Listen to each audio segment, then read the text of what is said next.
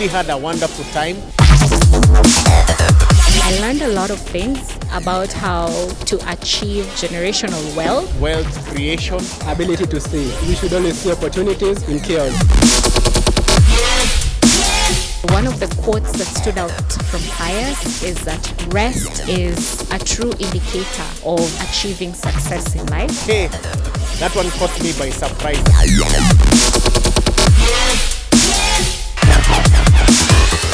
Wow, it's a big topic which we cannot finish today, but I hope what I share with you is not from me. It's not from me. I share what comes from him. Because when he shares his wisdom is timeless.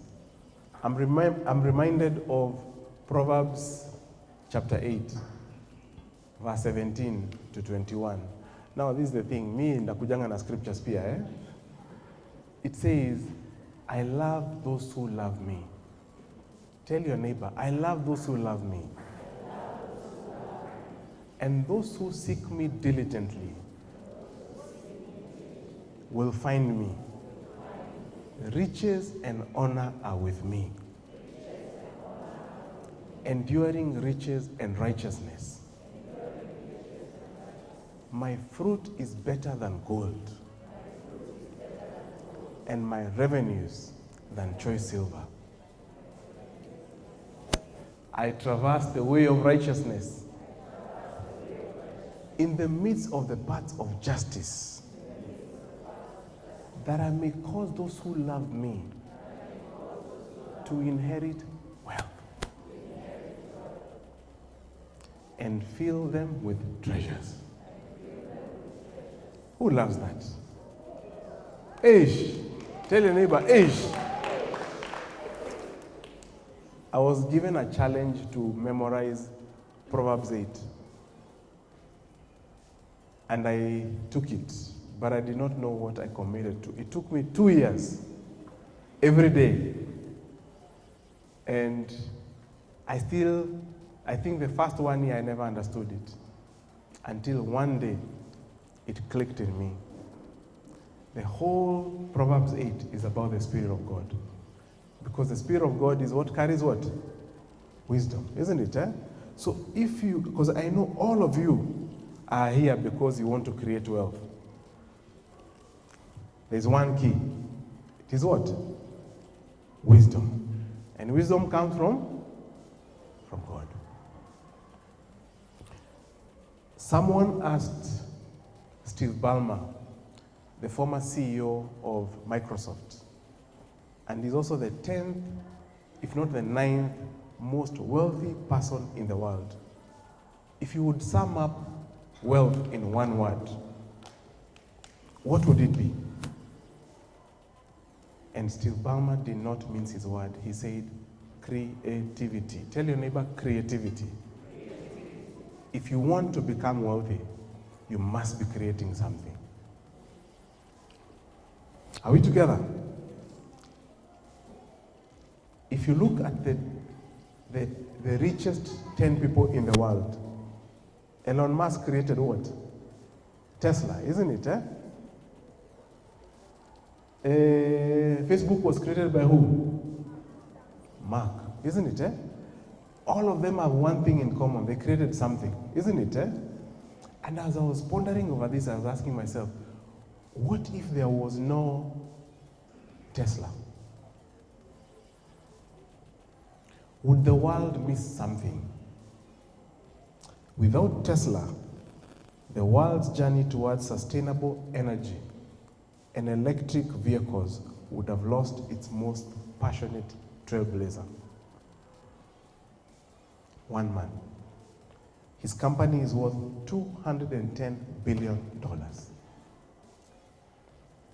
Or not, actually, his wealth. What if there was no Amazon?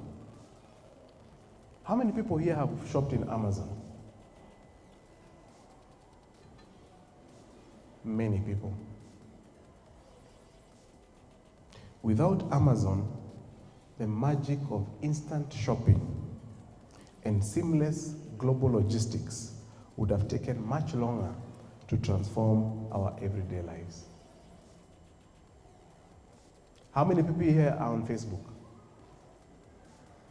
Nilisikia Facebook is for the old people, eh?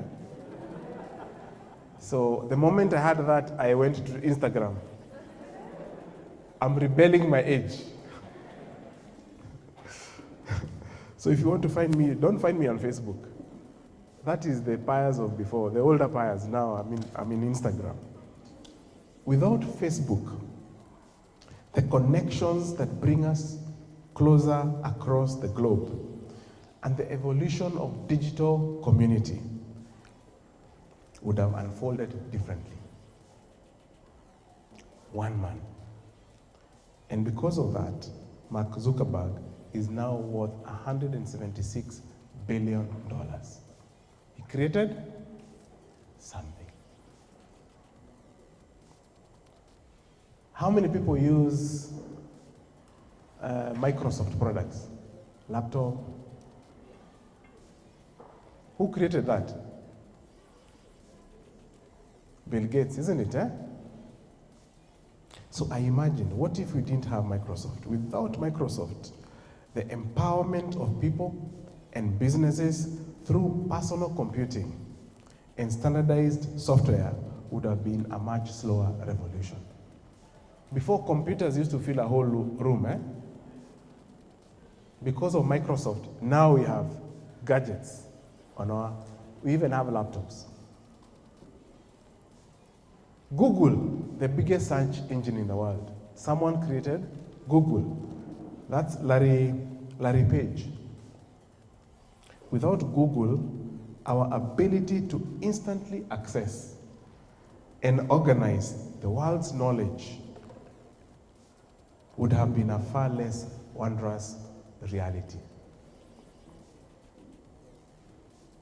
So, we can fairly say, all of us, we agree with Steve Ballmer. All billionaires, renowned billionaires, have one thing in common. They have the mindset of a creator. So ask your neighbor, are you a creator?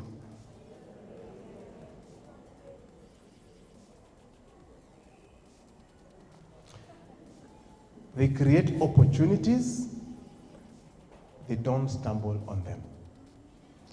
You know, how many people here have grown up being told you need to find opportunities? Have you been told you need to find opportunities? Opportunities are not found. Opportunities are created.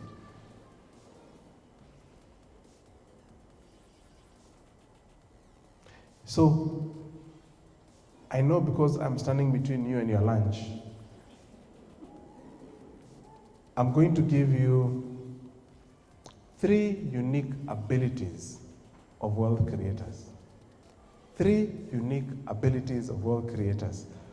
We'll go through maybe the first one and the second one, and then we'll break for lunch and then come back to finish. Is that okay? The first ability of world creators is ability to see. Ability to see. Tell your neighbor, ability to see.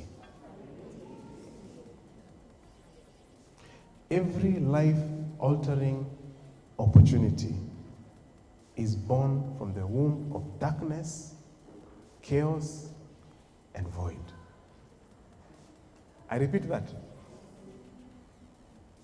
Every life-altering opportunity is born from the womb of darkness, chaos, and void. There must be a big problem. When you see problems, you see what? You know there must be what? Opportunity.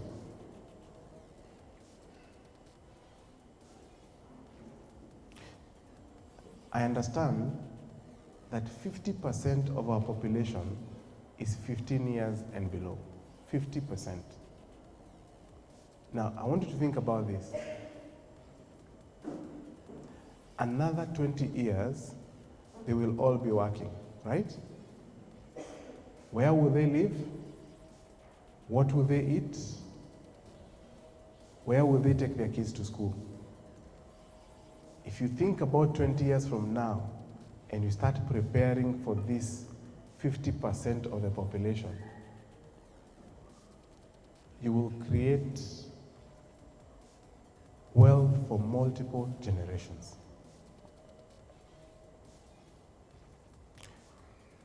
Let's look at Genesis chapter 1, verse 1 to 2. What can we take out of it? I believe the greatest wisdom comes from God. So I will always refer back to scriptures. Are we there? It says, in the beginning, God created the heavens and the earth. The earth was without form and void, and darkness was on the face of the deep. And the Spirit of God was hovering over the face of the waters.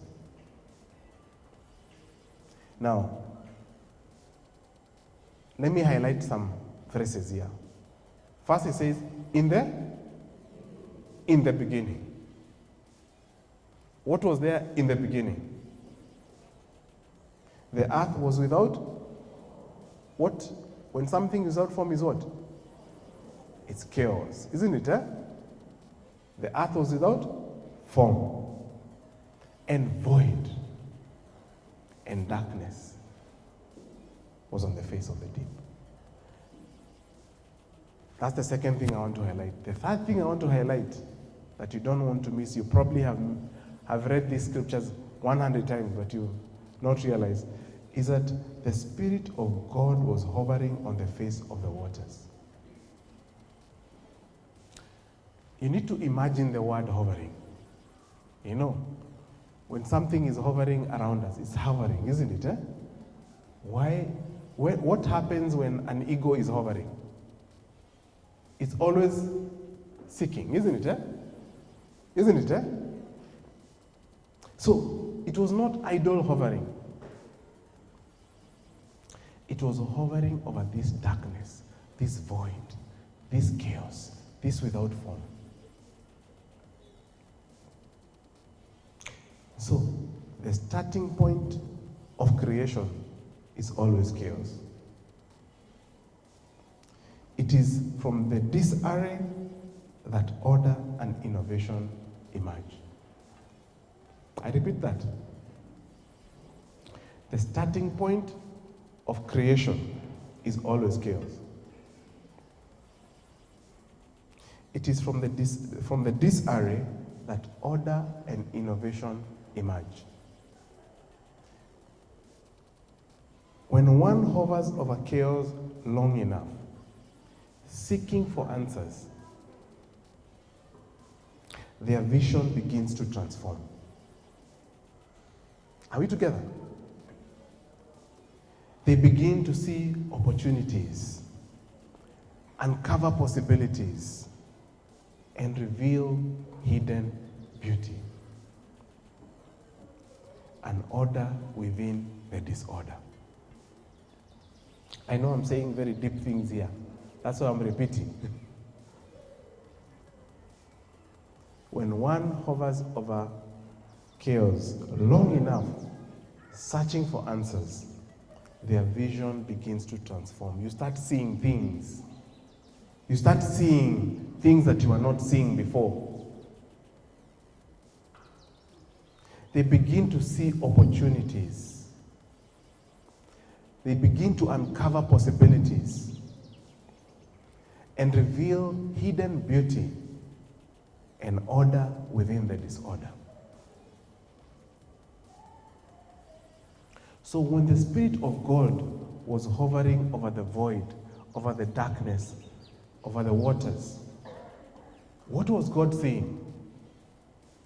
What was God seeing? Was God seeing chaos?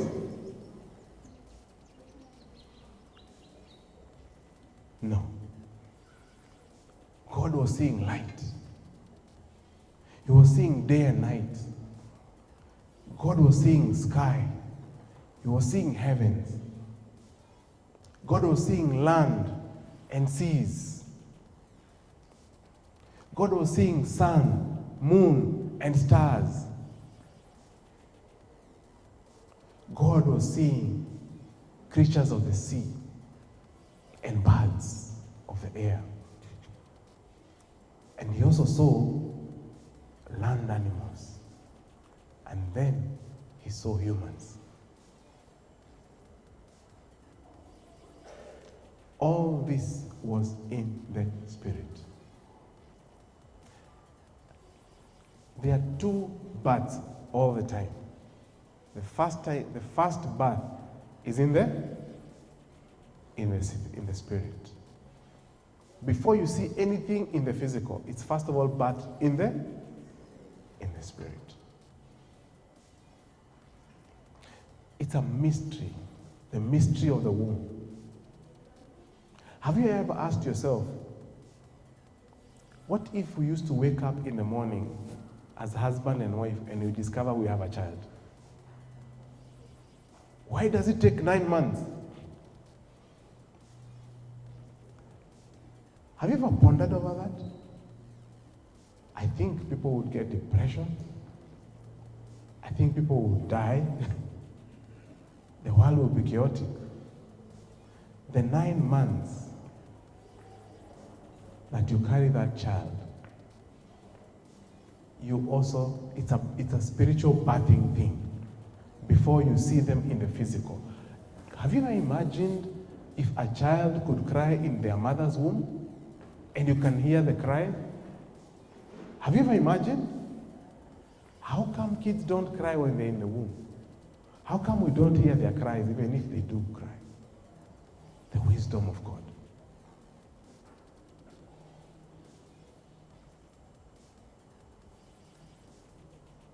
So God saw the creation before he spoke the creation.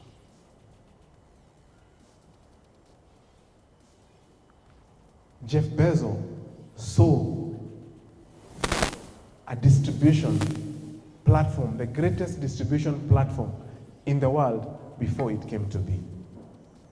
Mark Zuckerberg, he saw people connecting globally before there was ever Facebook.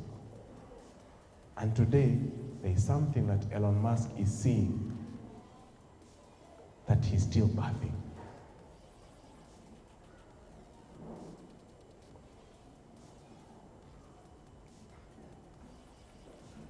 Ability to do what? To see. I know those are foreign examples. Can I give you a local example? In 2008, while I was working at Centum, we made an interesting observation. We noticed if you removed the 5 most traded companies in any African stock exchange, the remaining listed companies, they were often illiquid, under-researched, and overlooked. Despite some of them being market leaders with significant growth potential. Investors, local, international, they shied away because these companies had scarce data and the effort required to uncover this opportunity was just too much. So there was a what? There was a problem. There was a problem. Amidst this chaos, we saw a unique opportunity to generate exceptional returns. This inspired us to launch the quoted private equity portfolio with a seed capital of 2.3 billion shillings, targeting these hidden gems across the continent. I was the director overseeing this portfolio. And I began my adventurous journey of traveling across the continent, finding these uncovered opportunities. In the next 5 years, between 2008 and 2014, we generated over 6 billion shillings in profits, nearly tripling our initial capital. This remarkable success is what led to the birth of Nabo Capital, because people started knocking on our doors and asking us, can we give you our money? You do for us what you're doing for Centum.